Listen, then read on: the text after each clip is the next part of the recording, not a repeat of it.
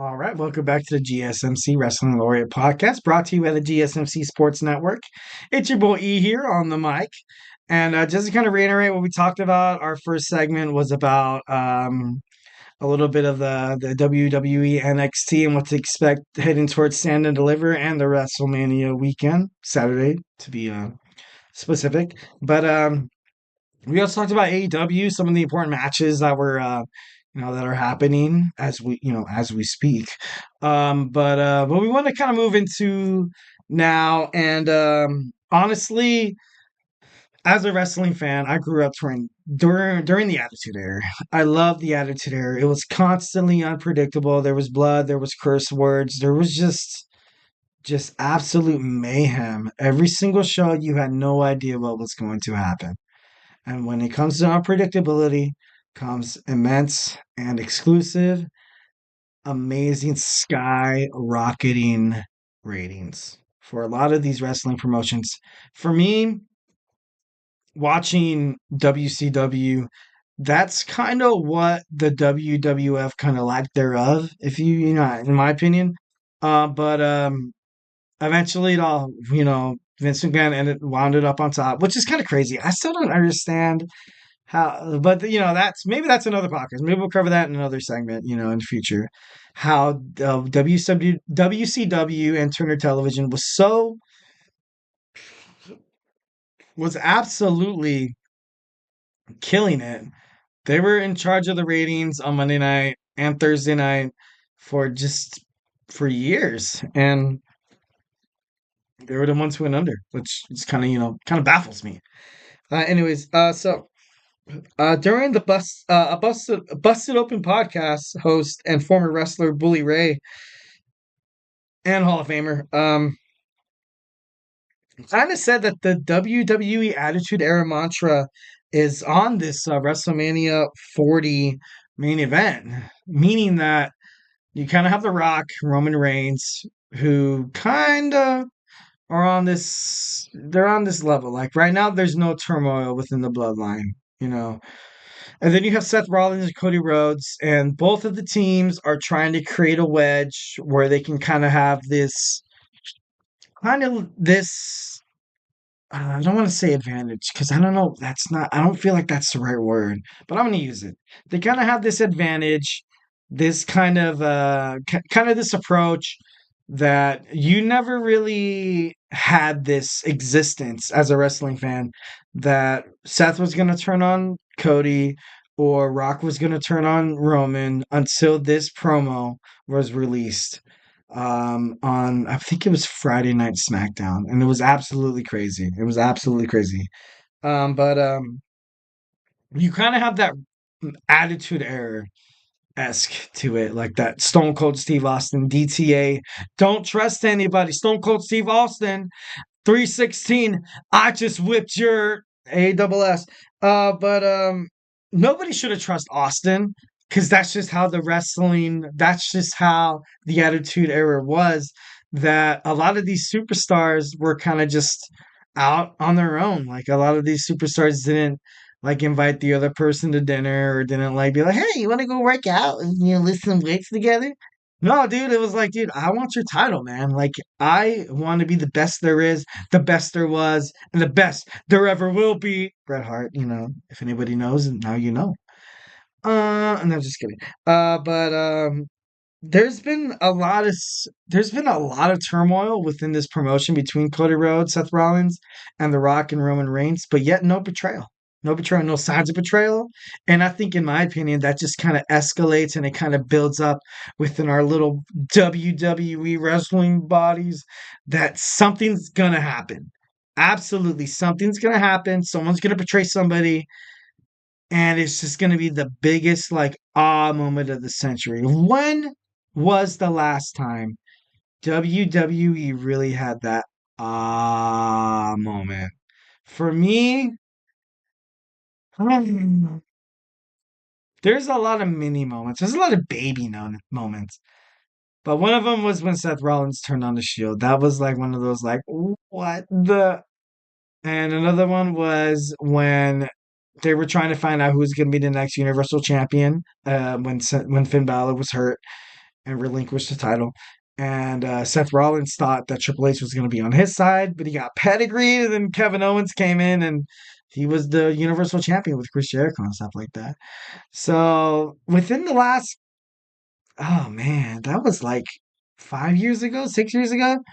So with that being said, honestly, it's been a while since I've been shocked. It's been a while.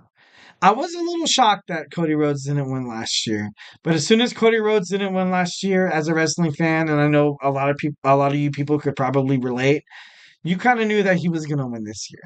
Like he was gonna win this year. So, that could be good. That could also be bad.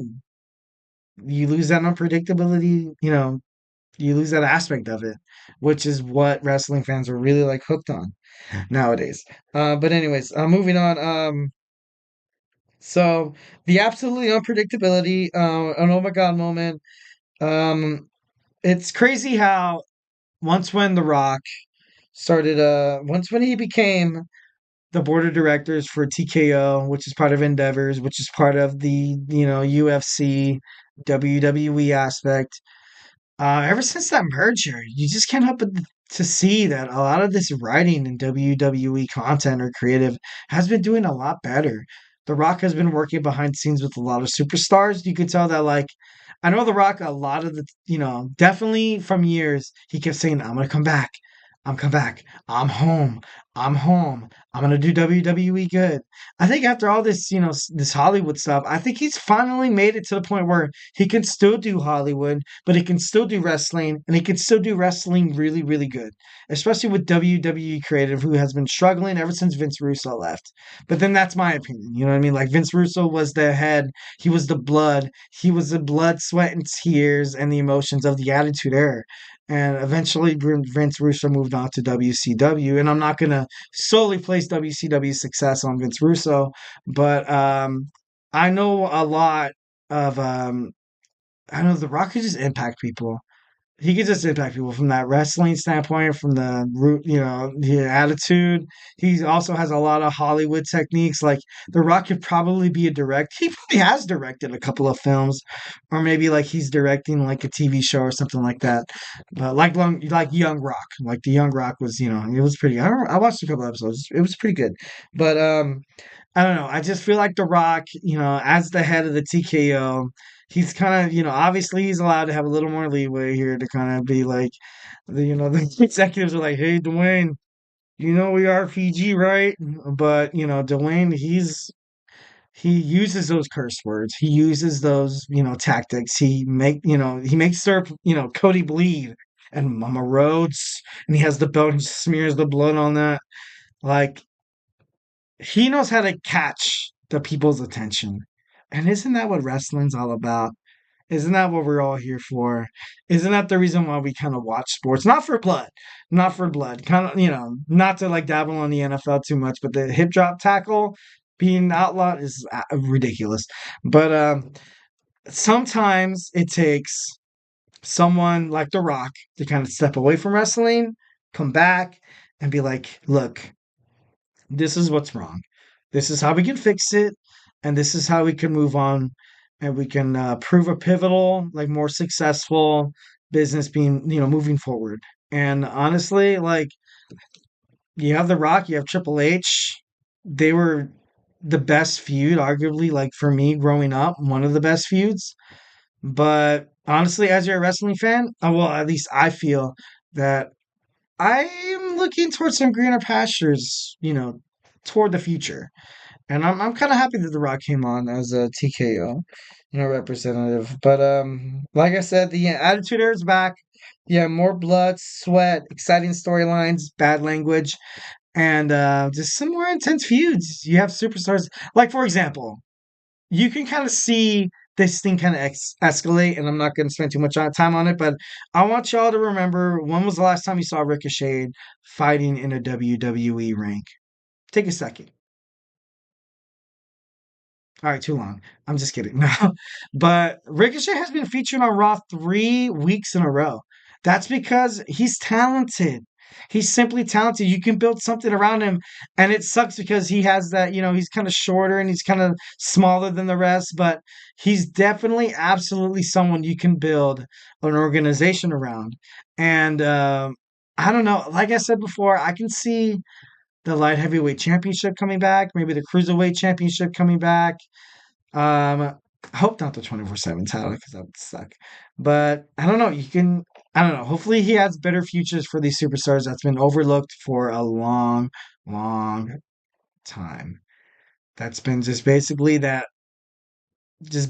meat for Braun Breaker or people like Braun Strowman or Baron Corbin or Keith Lee or Bronson Reed to come in and be like, "Oh, let's just see how strong these guys are. Let's just put fear in these." Like as wrestling fans, you don't want to see that stuff. Like I don't want to see guys getting dominant. Like I want to see some good matches, dude.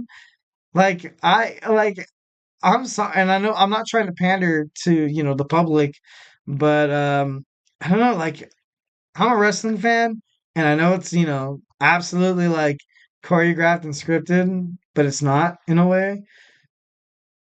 And these people put their bodies on the line and stuff like that. But dude, like there's such a thing as like too fake. It gets too crazy. Like it gets to the point where you kind of look at it and you're like, all right, like I don't think I can watch this anymore. I'm just kidding.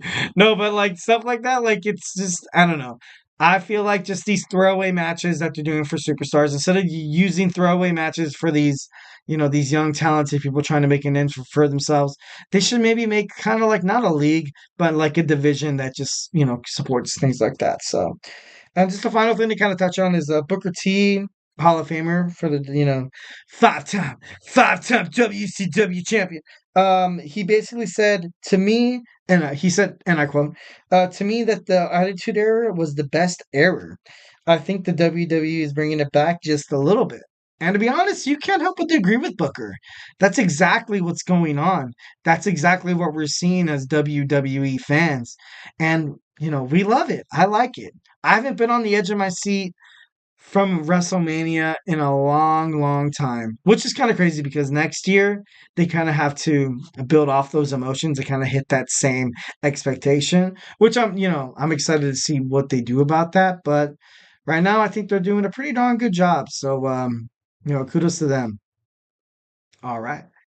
So, we talked about that. We talked about the Attitude Era coming back possibly. Next, we kind of want to talk about the WWE Women's Division. It's getting pretty heavy, guys. It's getting pretty crazy. And a lot of these superstars, we have a couple people coming back. But then again, we have a lot of people within the organization that's ready just to push it. Like a lot of NXT, a lot of AEW women's wrestlers. Like you kind of look at it, and it's to the point where nowadays, women's wrestling could probably be the main event in multiple pay-per-views. It doesn't have to be Royal Rumble. It doesn't have to be SummerSlam. It doesn't have to be WrestleMania. It doesn't have to be AEW, it doesn't have to be Big Business or Dynamite or, Dynasty. But a lot of these girls can, carry on that weight. So, it's important not to underestimate them. So we're going to talk about that when we come back. All right.